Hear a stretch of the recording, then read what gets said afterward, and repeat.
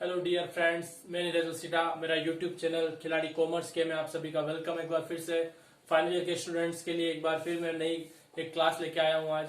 जो प्रीवियस मेरी क्लासेस मैंने ली थी फाइनल ईयर के स्टूडेंट्स के लिए, फाइनेंशियल मैनेजमेंट जो अपना सब्जेक्ट है उसके अंदर अपना जो एक चैप्टर चल रहा था कैपिटल स्ट्रक्चर थ्योरीज, उन थ्योरीज में अलग अलग थ्योरीज अपन ने पढ़ी थी। तो अपन ने एक नेट इनकम थ्योरी पढ़ी थी और एक नेट ऑपरेटिंग थ्योरी पढ़ी थी। और आज अपन उस चैप्टर को फिनिश करने वाले हैं। दो जो रिमेनिंग थ्योरीज बच रही है उन थ्योरीज को फिनिश करके आज प्रैक्टिकल प्रॉब्लम अपन सोल्व करेंगे और इस चैप्टर को अपन फिनिश कर लेंगे ताकि नेक्स्ट जो अपनी क्लास होगी उसमें अपन नया चैप्टर स्टार्ट कर पाए। और आज की जो अपनी क्लास है उसके अंदर अपना जो थर्ड थ्योरी है, अपनी तीसरे नंबर की थ्योरी है एमएम थ्योरी जिसको बोला जाता है। इसका फुल फॉर्म है मोदी गिलानी मिलर थ्योरी। दो जो थे उन्होंने दी थी, मोदी मिलर और गिलानी, जिन्होंने थ्योरी दी है उनको एमएम थ्योरी के नाम से भी जाना जाता है। तो एमएम थ्योरी का क्या फॉर्मूला है, क्या उन्होंने कॉन्सेप्ट दिया है, उसके बारे में इस वीडियो में बात होगी। इस क्लास में अपन पूरा डिस्कशन उसी पे करने वाले हैं। तो जो एमएम थ्योरी जो है उसके अकॉर्डिंग क्या होती है, दो फॉर्म्स उन्होंने एज्यूम की है। दो तरीके की फॉर्म होती है, एक होती है अनलिवर्ड फॉर्म और एक होती है लिवर्ड फॉर्म। अब जो आपकी अनलिवर्ड फॉर्म है, अनलिवर्ड फॉर्म का मतलब ऐसी फॉर्म्स जो बिना डेट के काम चलाती है। मतलब ये कि जिनके कैपिटल स्ट्रक्चर में डेट बिल्कुल भी नहीं होता है, सारा पैसा इक्विटी से लेके वो काम चलाती है। और दूसरी होती है यहाँ पर जिसको अपन वी यू मतलब अनलिवर्ड, और वी जो अपना एल है उसको अपन लिवर्ड फर्म्स के नाम से जानेंगे। तो लिवर्ड फर्म का मतलब जिसके अंदर दोनों का कॉम्बिनेशन रहेगा, इक्विटी भी रहेगा और डेट भी रहेगा। तो दोनों के कॉम्बिनेशन से जो फर्म चलती है उसको अपन बोलते हैं वैल्यू ऑफ लिवर्ड फर्म। और अनलिवर्ड का मतलब जो लिवर्ड नहीं है, जिसके अंदर डेट नहीं है। तो यहाँ पर क्या है, वैल्यू ऑफ अनलिवर्ड फर्म जो आपको निकालना हो इस थ्योरी के अकॉर्डिंग, तो फॉर्मूला आपका सीधा सीधा है profit available for equity shareholder upon equity capitalisation rate.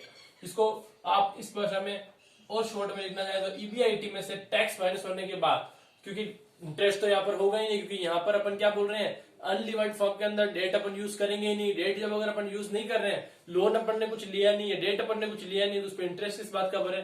तो सीधा सीधा अपने को सिर्फ क्या करना है, टैक्स पे करना है इस प्रॉफिट पे।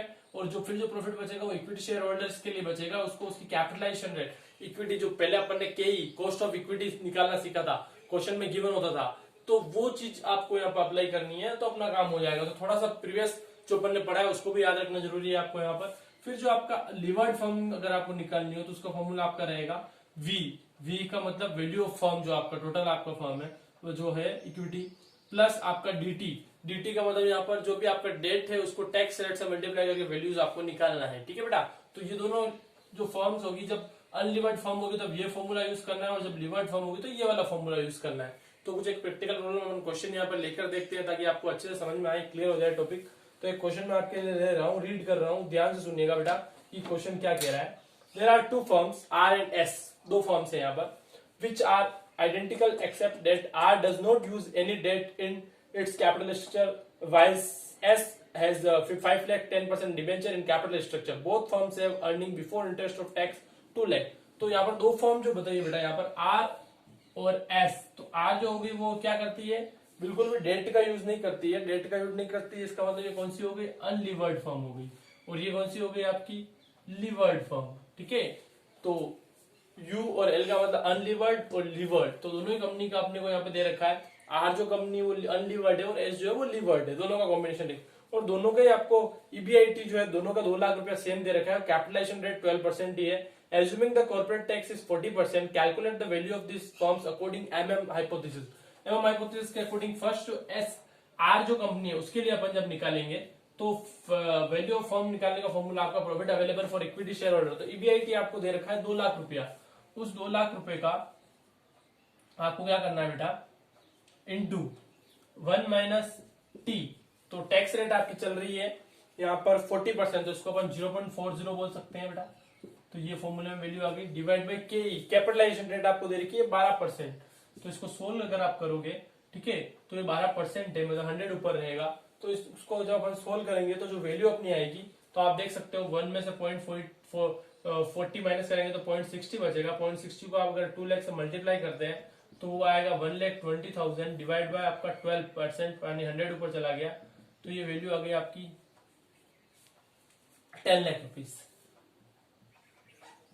तो ये आपका जब लिवर्ड अनलिवर्ड की बात हो रही है तो फर्स्ट अनलिवर्ड है, क्योंकि यहाँ पर इंटरेस्ट अपने को पे नहीं करना है, तो डायरेक्टली अपन ने टैक्स से मल्टीप्लाई किया।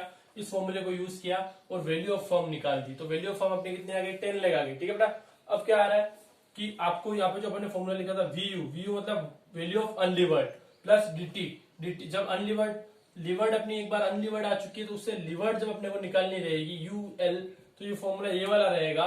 तो फॉर्मूला अपना क्या है, ठीक है, कि V U plus D T. तो वी यू तो अपन निकाल चुके हैं, अनलिवर्ड जो डेड लेग अपनी आ चुकी है उस वैल्यू को अपन यहाँ पे रख ले। अब dt जो आपका डेट कितने का दे रखा है आपको, दोनों के लिए भी सेम है, तो आंसर ये आएगा, वैल्यू ऑफ अनलिवर्ड आप निकाल रहे हो। फिर उसके बाद अपने को फॉर्मूला जो पुट करना है उसमें डेट जो एस जो कंपनी है जो कॉम्बिनेशन से चलती है उसके पास डेट भी है 5 लाख का। जो 5 लाख का डेट है बेटा आपका 10% डिबेंचर है उसमें रेट, तो 5 लाख को अपने को क्या करना है यहाँ पर लेना है और इस 5 लाख को मल्टीप्लाई कर देना है टैक्स रेट। dt का मतलब क्या है, टी मतलब टैक्स, तो टैक्स रेट अपनी 0.40 चल ही रही है, 0.40 से इसको मल्टीप्लाई कर देना अगर अपन, तो ये वैल्यू आ जाएगी 10 लाख। तो आपका यही है बेटा, ये 0.40 से मल्टीप्लाई हुआ तो 2 लाख बन गया, यानी जो अनलिवर्ड फर्म की जो वैल्यू आ गई वो आ गई आपकी 12 लाख। तो ये निकालने का तरीका अपना होता है कि लिवर्ड जब फर्म होगी तब उस केस में आपको ये फॉर्मूला अप्लाई करना है, जहां पर डेट नहीं होगा, इंटरेस्ट नहीं पे करना पड़ेगा, तो सारा का सारा प्रॉफिट जो है ईबीआईटी है वो डायरेक्ट टैक्स रेट से मल्टीप्लाई करके इसकी कैपिटलाइजेशन से अगर आप डिवाइड करते हैं तो आपको वैल्यू ऑफ फर्म मिल जाएगी, जो कौन सी वैल्यू होगी, अनलिवर्ड फर्म। अब अनलिवर्ड फर्म के साथ आप जब डेट भी अगर आपका कॉम्बिनेशन चल रहा होगा तब लिवर्ड फर्म में जब आप फॉर्मूला पुट करेंगे तो अनलिवर्ड से जो आंसर है उसको लेना है और डेट जो है उसको टैक्स रेट से मल्टीप्लाई कर देना है, तो फिर जो आंसर आएगा वो अपना आपका अनलिवर्ड, लिवर्ड और अनलिवर्ड। तो लिवर्ड फॉर्म का आंसर आ चुका है, अनलिवर्ड का अपन ऑलरेडी पहले निकाल चुके हैं। तो ये देख सकते हैं एमएम थ्योरी को आप कैसे यूज कर सकते हो। दो फॉर्मूले ध्यान रखना बेटा आपको, ये आपका जब कॉम्बिनेशन लेके चल रहे हो अनलिवर्ड फॉर्म तब आपको ये फॉर्मूला यूज करना है, और अगर आप लिवर्ड फॉर्म की अनलिवर्ड फॉर्म की बात कर रहे हो, कॉम्बिनेशन नहीं है आपके पास, तो आपको सीधा सीधा ये फॉर्मूला यूज कर लेना है, और लिवर्ड की बात जब करोगे तो आपको ये फॉर्मूला यूज करना है। तो ये आपकी एक थ्योरी यहाँ पर फिनिश होती है। अब आज के चैप्टर में मैं एक लास्ट थ्योरी आपके सामने लूंगा, ट्रेडिशनल थ्योरी जिसके नाम से लास्ट थ्योरी है इस चैप्टर की, चैप्टर फिनिश होने वाला है। आप ये देख लीजिए, कॉम्बिनेशन समझ में आ गया है तो इसको मैं हटा देता हूँ। अपन लास्ट थ्योरी पे बात कर लेते हैं, ट्रेडिशनल थ्योरी, जो बहुत इजी थ्योरी है। क्यों इजी है उसका रीजन है बेटा, क्योंकि जो अपन ने फर्स्ट और जो सेकंड थ्योरी पढ़ी है, फर्स्ट थ्योरी अपन ने पढ़ी थी नेट इनकम थ्योरी और फिर अपन नेट ऑपरेटिंग थ्योरी पढ़ी थी, तो दोनों थ्योरी का जो कॉम्बिनेशन है वो ट्रेडिशनल थ्योरी के नाम से जाना जाता है। मतलब थोड़ा थोड़ा पार्ट, थोड़ा थोड़ा फॉर्मूला, आधा आधा फॉर्मूला अपने को वहां से यूज करना पड़ेगा, तो ट्रेडिशनल थ्योरी अपनी बन जाएगी ट्रेडिशनल थ्योरी। तो इस ट्रेडिशनल थ्योरी के अंदर अपने को क्या करना है, दोनों का कॉम्बिनेशन लेके चलना है। दोनों का कॉम्बिनेशन कैसे, कि जो अपनी नेट इनकम थ्योरी थी उसका फॉर्मूला भी अपने को थोड़ा सा यूज करना पड़ेगा,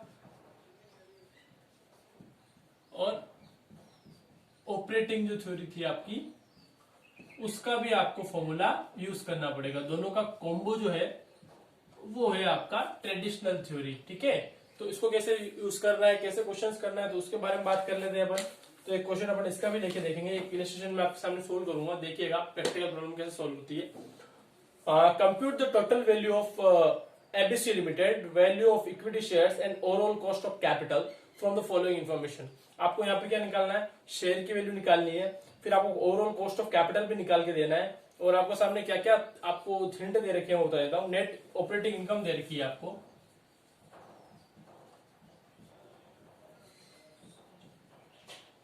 जो नेट ऑपरेटिंग इनकम आपको दे रखी है वो दे रखी है बेटा यहाँ पर 3,30,000 आपको। ठीक है, फिर सेकंड आपको यहाँ पे दे रखा है टोटल इन्वेस्टमेंट कितना कर रखा है, तो टोटल इन्वेस्टमेंट जो है आपका वो है आपका 20 लाख। फिर आपको दे रखा है equity capitalisation rate, equity capitalisation rate, तो वो आपको दे रखी है बेटा यहाँ पर। 3 केस है। A case, if the company use no date, company use no date, कोई डेट यूज नहीं करती है, तब आपको रेट लेनी है 11%। फिर उसके बाद बी पॉइंट है आपका, if the company use 10 lakh debenture, if the company use ₹10 lakh debentures. ठीक है, और सी केस है आपका, जब आपको रेट लेनी है 12%, और सी केस आपका दिया है इफ द कंपनी यूज